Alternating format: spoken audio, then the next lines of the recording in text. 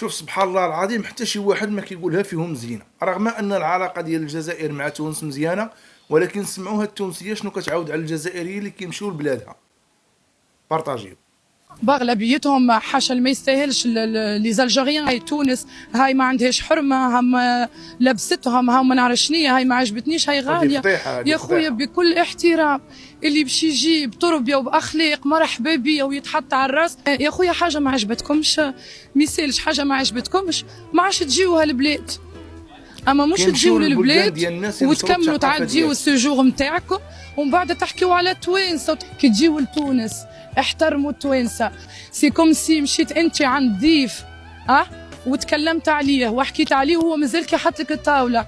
دونك كي تجيو لتونس ما عادش تحكيوا على التوانسه وما عادش تحكيوا على رجال تونس، ما عادش تحكيوا على بنات تونس. وكيما لهنا عندنا الخايب كيما نتوما عندكم الخايب وعندكم اللي ما يسواش، كيما لهنا فما اللي ما يسواش. مش الناس الكل كيف بعضها ياكلوا في الغله ويسبوا في المله. هذه في الغله ويسبوا المله.